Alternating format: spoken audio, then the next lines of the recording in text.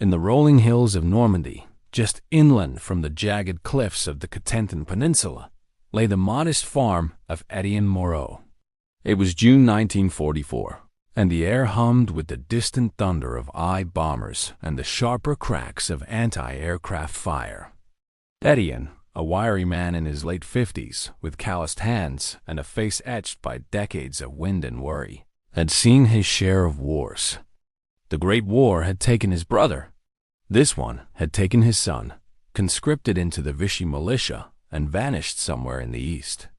Now, with the invasion beaches a mere 20 kilometers away, Etienne's world had shrunk to his 40 hectares of wheat, his 2 cows, and a patchwork of hedgerows that had defined Norman farmland for centuries. The farm was unremarkable. A stone farmhouse with a thatched roof patched in places with corrugated tin, a barn that leaned slightly to the west, and fields bordered by ancient fences. But one fence stood out, the rusty farm fence, as Etienne called it in his private thoughts.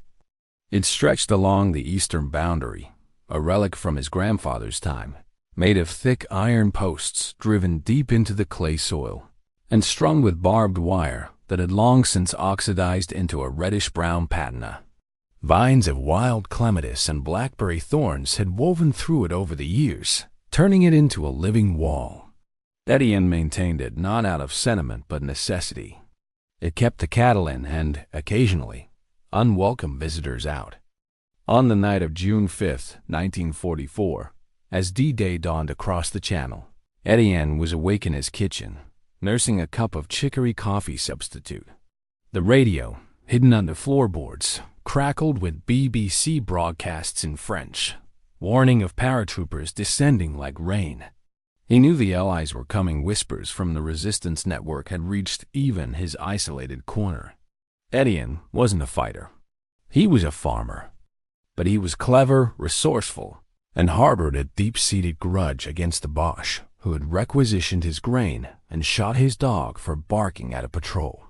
As midnight approached, the sky lit up with flares and the drone of aircraft. Etienne stepped outside, lantern dimmed, and watched silhouettes drift down under silk canopies. Most landed in the marshes to the north or the orchards to the south, but a cluster seemed headed straight for his fields. German paratroopers?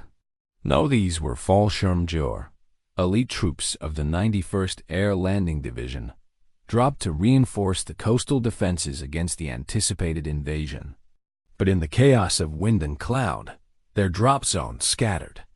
A full company, 180 men, under Hauptmann Karl Richter, veered off course, their path illuminated by moonlight glinting off the channel.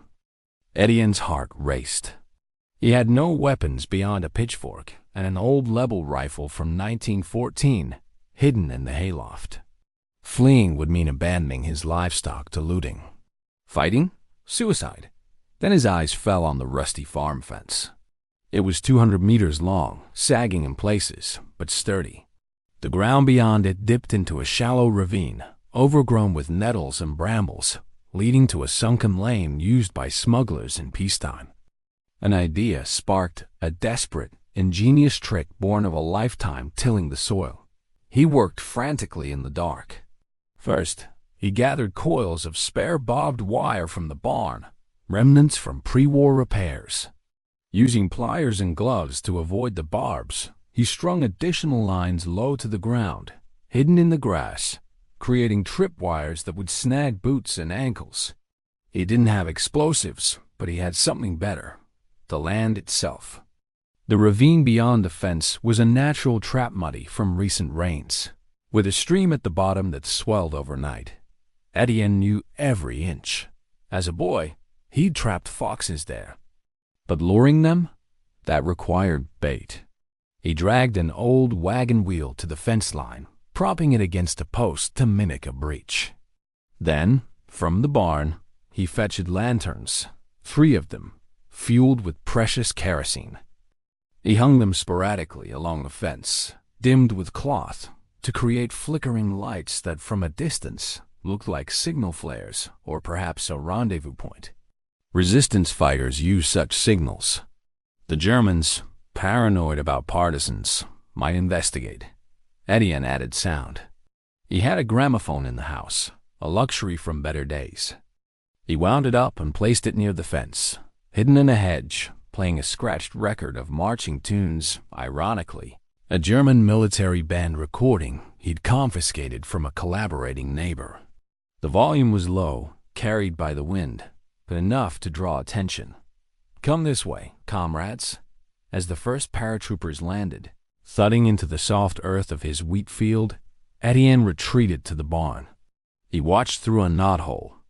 The Germans regrouped quickly, professionals, shouting in clipped Deutsch. Hauptmann Richter, a veteran of Crete with a scarred cheek from a British bayonet, barked orders. They were disoriented, compasses spinning wildly due to Allied jamming and the bocage terrain that turned every field into a maze. "Form up. Secure the perimeter," Richter commanded. His men, laden with FG-42 rifles, MP-40 submachine guns, and Panzerfausts, fanned out. They spotted the lights first, the flickering lanterns along the fence. Then the music, faint but unmistakable. "Lieutenant Becker, take a squad. Investigate that fence line. Could be a drop zone marker or partisans." Becker, a young officer eager for glory, nodded. 20 men advanced cautiously toward the rusty farm fence. Etienne held his breath. The fence looked innocuous, rusty, overgrown, just a boundary. But as the lead scout reached it, his boot caught the hidden tripwire. He stumbled, cursing, alerting the others. "Careful! It's wired!" Becker hissed. They probed with bayonets, finding the extra barbs. But the lights and music pulled them forward. Richter, observing from the field, saw opportunity. "If it's a breach, we can push through to the row beyond. Move up the company." Etienne smiled grimly in the dark. The trap was set. He had one more trick, the gate. There was a single gate in the fence, rusted shut, but with a loose chain. He'd oiled it earlier that evening, then re-rusted the appearance with mud. It looked sealed, but a strong push would swing it open straight into the ravine. The first squad reached the gate. Becker tugged the chain. It gave way with a creak. "Open! Through here!" They poured through, 180 men funneling toward what they thought was an escape route to link up with their division. But as the weight of boots hit the downward slope, the ground gave way. Mud, slick as grease, sucked at their boots. Brambles tore at uniforms. The stream, swollen by tidal influx from nearby marshes, rushed knee-deep. Panic set in slowly. Men slipped, rifles clattering. The ravine walls, steep and overgrown, offered no handholds. Etienne had loosened soil earlier with a spade, creating mini landslides. Shouts echoed. "Halt! Back up!" But the momentum carried them forward. The fence, now behind them, acted as a barrier barbed wire, snagging those trying to retreat. Lanterns, kicked over in the chaos, sparked small fires in the dry grass, adding smoke and confusion. From his barn vantage, Etienne watched the Germans mill like ants in a flooded nest. Dawn was hours away. By then, Allied scouts would arrive. But the night was young, and the trap had only begun to spring. Richter, in the middle of the pack, realized too late. "It's a trap." "Partisans," Etienne chuckled softly. One farmer, one rusty fence, and the land itself Normandy's ancient defender. As the first gray hints of pre-dawn light crept over the horizon, the ravine transformed from a shadowy gully into a quagmire of despair for the trapped Fallschirmjäger. Hauptmann Karl Richter, knee-deep in the icy stream, gripped his Luger pistol tightly, his mind racing through the fog of exhaustion and fury. The company had been elite handpicked for the Normandy defenses, trained in the unforgiving jumps over Crete and the brutal house-to-house fighting in Italy. Now, they were reduced to a sodden, cursing mob entangled in barbed wire and mud. The rusty farm fence loomed behind them like a mocking sentinel. Its barbs had claimed the first victims. Several men, retreating in panic, had impaled themselves on the hidden low wires Etienne had strung. Screams pierced the night as thorns and rust tore flesh. One paratrooper, a corporal from Munich named Hans Vogt, writhed on the ground, his calf gashed open, blood mixing with the muck. Medics! Gottverdammt medics! But the medics were as trapped as the rest. The ravine was narrower than it appeared from above, perhaps 10 meters wide at the top, funneling to 4 at the bottom where the stream churned. Etienne's preparations had been meticulous. Earlier that evening, before the drops, he'd dammed a small tributary upstream with rocks and branches, a trick he'd used to irrigate fields in dry summers. Now, with the tide rising from the nearby estuary, water surged in, turning the ravine into a swiftly flowing channel. Richter shouted orders, his voice hoarse. "Climb the sides. Use rifles as pitons. Becker, get the pioneers up here." Lieutenant Becker, mud-caked and furious, organized a chain of men to boost others up the steep banks. But the soil, loosened by Nien's spade work, crumbled under grasping fingers. Handfuls of earth gave way, sending climbers tumbling back into the fray. Brambles, thick as rope, lashed out like whips.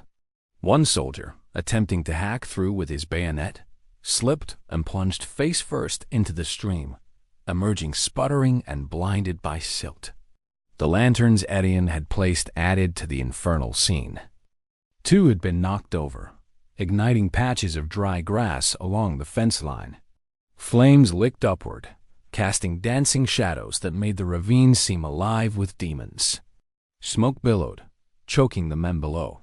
"Fire! Extinguish it!" Richter commanded, but water was their enemy now, not their ally. Etienne, from the barn, observed with a mix of triumph and trepidation. He hadn't expected the entire company to funnel through so neatly. His plan was simple: lure a patrol, trap them, then alert the resistance via a hidden signal, a flare gun tucked in the loft. The 180 men? This was beyond his wildest calculations. He crept to the farmhouse, barring the door, and loaded his ancient Lubble. If they escaped the ravine and stormed the farm, he'd sell his life dearly. Back in the trap, the Germans' discipline began a fray. Whispers of mutiny spread. "This is no accident. The farmer, it's that damned fence," a sergeant growled. They had spotted the farmhouse lights, dim but visible. Richter knew partisans were active in the area. Hedgerow ambush had already claimed patrols. But a single farmer? Becker rallied a dozen men to the ravine mouth, where the ground leveled slightly. "Push forward." The lane must lead to the road. They advanced, wading through waist-deep water in places, but Etienne's final touch awaited caltrops. He'd fashioned them from nails and wire scraps, scattering dozens along the stream. Sharp points pierced boots, hobbling men. Cries of pain echoed as soldiers limped or fell. By now, the company was split. 50 men clogged the entrance near the fence, unable to retreat due to the barbs and fire. Another 100 pressed deeper into the ravine, seeking escape. Richter, in the center, fired his Luger into the air to restore order. "Hold! We are Fallschirmjäger. We do not panic." But panic was inevitable. Ammunition, soaked, misfired. Panzerfausts, heavy and awkward, sank in the mud. One soldier, in desperation, tried to climb a tree overhanging the bank, only for Etienne to have sawed it partially earlier. It cracked under his weight, crashing down and pinning 2 comrades beneath branches. Dawn broke fully around 4:30 a.m., revealing the full horror. The ravine, now a swirling brown torrent, had risen to chest height in spots. Men clung to roots, faces pale with cold and fear. Richter estimated losses: at least 20 wounded, 5 drowned or crushed. The rest were exhausted, hypothermic. Etienne acted. From the loft, he fired to flare a red burst arcing over the fields. It was the signal. Enemy trapped. Send help. Nearby resistance fighters. A cell of 15 under a former schoolteacher named Marie Leclerc had been waiting since midnight. They mobilized, Bicycles hidden in ditches, armed with Sten guns dropped by so. As the Germans wallowed, the first Allied paratroopers from the 101st Airborne began probing the area, their drops scattered but aggressive. Gunfire cracked in the distant skirmishes with German outposts.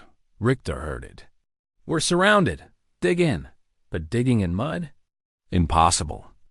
The rusty fence, now a blazing barrier, cut off retreat.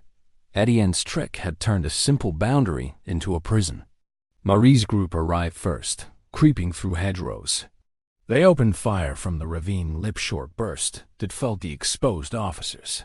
Becker took a round in the shoulder, spinning into the water. Richter roared defiance, organizing a volley upward. Bullets whizzed, clipping leaves. But the attackers had height and surprise. Etienne joined subtly. From the barn, he sniped with the level, picking off climbers. One shot shattered a helmet. The body tumbled back. The battle in the ravine intensified. Germans returned fire blindly, bullets ricocheting off rocks. Smoke from the fence fire drifted down, blinding them further. By 6 a.m., as Allied forces pushed inland, the trap held firm. 180 elite paratroopers, lured by lights, music, and a deceptive gait, were neutralized without a single casualty on the defenders' side, yet. But the night wasn't over. Richter plotted a breakout, unaware that Etienne had one more layer to his ruse. The sun climbed higher, baking the mud into a sticky paste that clung to uniforms like glue. Hauptmann Richter, his iron cross tarnished with grime, surveyed his command from a precarious perch on a boulder amid the stream. The ravine had become a cauldron. Water lapping at belts, wounded moaning, the acrid stench of smoke and blood mingling with the earthy rot of Normandy soil. Of the 180 men who had charged through the rusty farm fence gate hours earlier, perhaps 140 remained combat effective.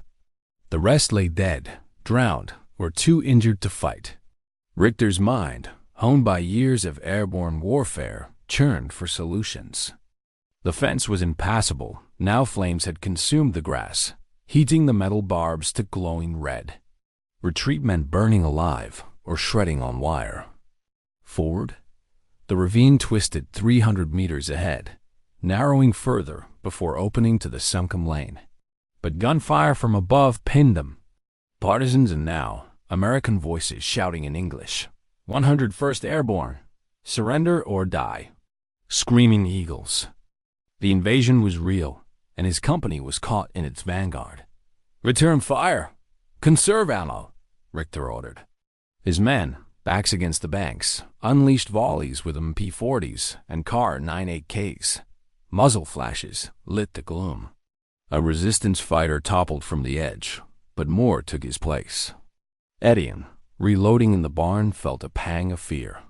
His flare had summoned help, but the fight was spilling toward his farm. Cows lowed in panic. The barn roof could ignite from stray rounds. He slipped out the back, circling through a drainage ditch to link with Marie Leclerc's group. "Bon dia, Etienne." "You trapped a regiment?" Marie whispered, her eyes wide behind wire-rimmed glasses. She was 42, a widow whose husband had been shot for sabotage. "Just a company. The fence did the work," he replied, handing her spare cartridges. Their force, 15 resistance, plus a dozen scattered 101st paratroopers who linked up after hearing the flare. Captain Elias Thorne, a lanky Texan with a Thompson submachine gun, grinned fiercely. "Hell of a mousetrap, farmer. We'll flush 'em out.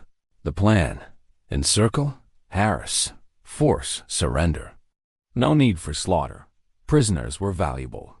Richter sensed the noose tightening. He gathered his officers, Becker, bandaged but alive, and a grizzled Feldwebel named Kruger. "We break out at the narrow point. Pioneers, clear the caltrops. Use grenades to blast the banks."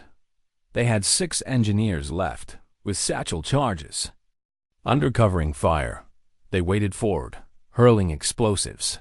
Booms echoed, showering dirt and rock. A section of bank collapsed, creating a ramp, but it was unstable, sliding back into mud. Men charged up, slipping and cursing. Thorne's men greeted them with grenades lobbed down. Fragmentation tore through the climbers. Bodies rolled back like ragdolls. Again, Richter urged. He led personally, FG-42 barking. He winged a paratrooper on the rim. Etienne contributed. Remembering old poacher tricks, he'd rigged snares loops of wire hidden in undergrowth. As Germans climbed, legs snagged, yanking them down. One officer dangled upside down, easy target. Hours dragged. By noon, thirst plagued the trapped. Water was plentiful, but contaminated with blood and debris. Dysentery loomed. Richter rationed canteens, but morale cracked. Desertions whispered. Young recruits, conscripted late, eyed escape. A bold attempt, swimming the stream upstream under the dam Etienne had built. 10 men tried, but the current, strengthened by his sabotage, swept them into deeper pools. 3 drowned. Others washed back, exhausted. Allied reinforcements arrived.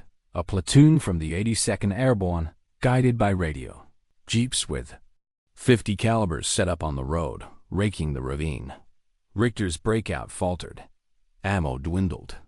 Half his men wounded. The rusty fence, visible through smoke, symbolized their folly, a simple barrier that had funneled them to doom. Surrender calls intensified. Kameraden, give up. Hands up. Some complied, tossing weapons into the water, raising arms as they waded out under guard. Richter refused. We fight to the last. But the last was near. Etienne, emboldened, revealed himself on the bank. Bosch, your war ends here. Richter fired at the voice. The bullet chipped stone near Etienne's head. The farmer ducked, but the defiance broke more Germans. Dozens surrendered. By afternoon, only a corps of 50 held the ravine depths, defiant but doomed. The trap, born of rust and cunning, had claimed its prey. But one final twist awaited. As the afternoon sun dipped toward the western hedgerows, casting long shadows over the ravaged ravine, the remnants of Hauptmann Richter's company faced annihilation. The water had receded slightly with the ebbing tide, revealing a graveyard of equipment, helmets bobbing like lily pads, rifles half buried in silt, Panzerfausts twisted and useless. Of the 180 Fallschirmjäger who had plunged through the rusty farm fence gate the previous night, 42 lay dead drowned, shot, or crushed. Another 68 were wounded, many gravely. The surviving 70, including Richter, huddled in the narrowest defile, backs to a sheer clay wall, faces gaunt with fatigue and defeat. Captain Thorne's combined force, now bolstered to over 50 with fresh 101st and 82nd troops, held the high ground unchallenged. Machine guns chattered sporadically, suppressing any movement. Resistance fighters, including Marie and Etienne, patrolled the rims, herding escapees. Richter, his uniform in tatters, scar-livid against pale skin, knew the end. His radio, waterlogged, spat static. No reinforcements. The division was reeling from beachhead assaults. Crete's glory seemed a lifetime ago. Hauptmann, Kruger whispered, voice cracking. It's over. We surrender with honor. Richter nodded grimly. He stood, raising a white handkerchief improvised from a bandage. Cease fire. We surrender. The ravine fell silent, save for the gurgle of the stream and moans of the injured. Thorne's voice boomed. Weapons down. Hands high. Come out single file.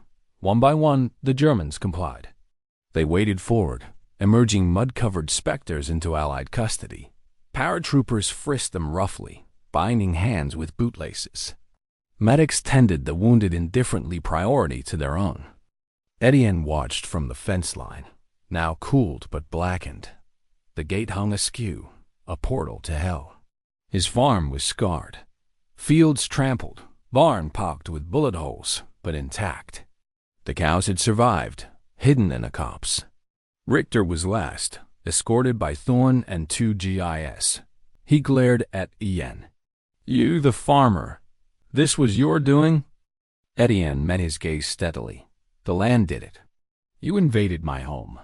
Richter spat mud. "Clever bastard. In another life, you'd make a fine soldier."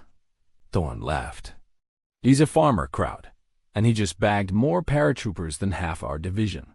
The prisoners, 138, in total, were marched to a makeshift pen in an adjacent field under guard.